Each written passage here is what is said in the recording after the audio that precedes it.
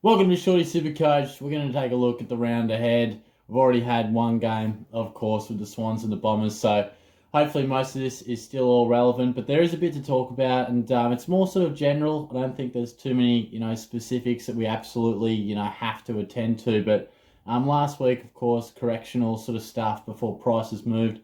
Now they've moved, so and they're going to continue to do so. So I'm going to touch on a few sort of things like that. Thanks to everyone who jumped on board in the live stream Thursday night. It was a late one. Big day at work. Finally got to the live sesh, so that was good.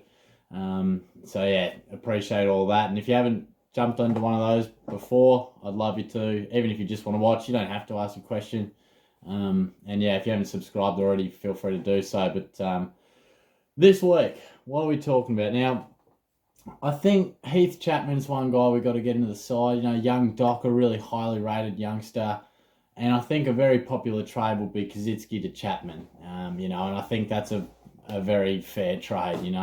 I think what's important with rookies is to not only make sure we have the very best ones, but sometimes it's not always about getting rid of guys who are just out of the team, but getting rid of guys who are sort of dead weight. Kazitsky's not going anywhere. Dow's not going anywhere in terms of price, and they might continue to play, but it's really Dow in terms of their money-making ability. So sometimes trading a guy, to someone who is about to go up, yeah, you're not making any coin in terms of downgrading him really, but it's going to be beneficial in the long run. And my mantra in these first 5 to 8 weeks is build that bank. Just get as much coin, as many money makers rolling through as we possibly can. So that's the main thing.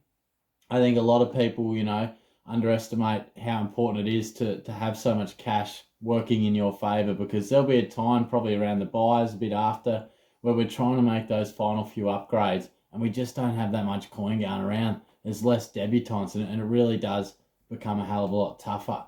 And a common question I was getting on the live stream was, is it too late to get someone like Impey? Is it too late to get someone like Tex Walker? Can we jump on board these guys? Now, they're all different. What I will say, sort of speaking generally, they're still good buys. You probably wouldn't do it after they rise twice in price, but it's a bit like, I use the analogy, your mate goes to buy a car last weekend, he gets it for 25k. You go to buy the same car this weekend, it's 32k. You're like, oh, gee, I'm paying a bit more than me mate, but it's still a good car. So I think the likes of Impey, and there are a couple other examples that people were talking about jumping on board, their break even is still really, really nice, and it's not breaking the bank. So I think we can. I know a few people, brought in Warner, and, Impey is a really popular trade, Dow to Impey. And I definitely understand that, because Dow's going nowhere. He might get dropped. Who knows? But, Impey's going places. So I definitely understand that. Now, Walker's a different beast. Now, he's at what, like 400k? So he just went up so much. Now, he's in that range where we sort of got to consider what's his purpose. Is he in the side if we bring him in this week to make us money? Probably not really. He's going to make you money, but at 400k, he's not a cash cow. So, you really got to consider which way you go about it. Can Walker be a keeper, or can he be someone that you just want to be a stepping stone to whoever? It's a pretty expensive stepping stone. So I would definitely say do Impey. I wouldn't really be going for Walker, because these crazy numbers, they'll level out at some point. He's not going to be kicking 5 every week, scoring 130. So it's just something to consider. Now, in terms of generally speaking, and of course, doing these trades, it's not going to be too bad, jumping on board after one price rise. But when I was talking about pre-season, about how important 80,000k can be, it's all fun and games at this stage when you got heaps of trades, heaps of money. It all seems nice and rosy. But if you say your mate jumps on board 4 players the week before you did, got him on the bubble, and you've sort of played catch up a couple of times, or you just missed him there and you got him the next week.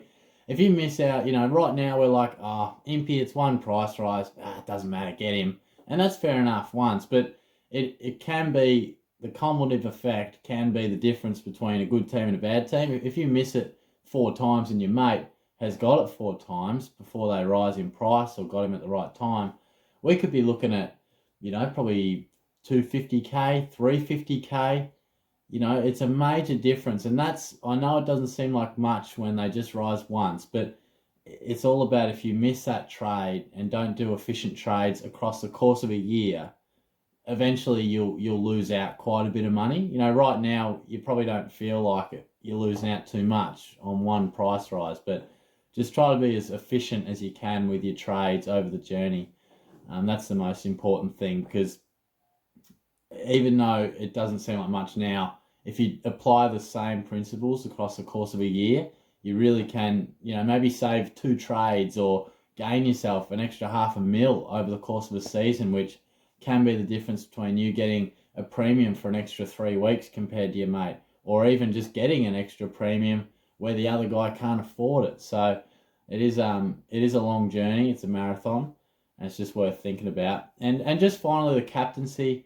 I think quite a few people will be looking at the VC loophole pretty closely, because it is tough at the minute. I think our ruckmen are ones we can always rely on, but a lot went Ridley, and I think I'm probably going to go Dunkley, just put a little VC on him.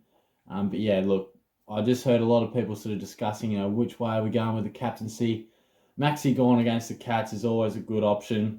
Geelong's not a bad ruck department, but he dominates us more often than not. So, and Grundy against Flynn, it's always it's a bit of a mind battle, because we probably want Grundy to dominate, but we're probably asking him to do it against a guy who might be at R2 or certainly in your side in some respects. So it does give you a bit of a headache. But no, I'd be looking at some VC options. You might look at Dusty Martin tonight, and it all depends what floating zeros you might have. It might all come down to whether Highmore comes back in for a lot of people. So it's something to think about. But thanks for tuning in. Oh, before I forget, I wanted to mention Lachie Neale as well. He's got to go, quite simply. I didn't get too many questions about him last night, but I think if you can get rid of a guy like him, then you should, because I always say with premiums, if you've paid the big coin, back him in, unless there's a unforeseen role change or an injury concern. And we've got quite a serious injury concern with Lachie. The back, he's come out and said, yeah, it's not ideal. So really makes you go, shit, probably got to get rid of him. So yeah, keep an eye out for him. Fallen premiums, they're coming up. Oliver's going to drop a bit. I reckon Taylor Adams, he'll be cheap, but I reckon he's going to bounce back. Steel Sidebottom's coming into a range. He had plenty of clangers. Don't be concerned about his score. He had 9 clangers. He won't do that too many times. So he's going to be looking the goods. Christian Petrarca as well could be a guy. And Callum Mills, I reckon he's going to come into a nice range. I think he's a guy that we need in our back line too. So stay tuned. I'll talk to you guys soon. Have a good weekend. Cheers.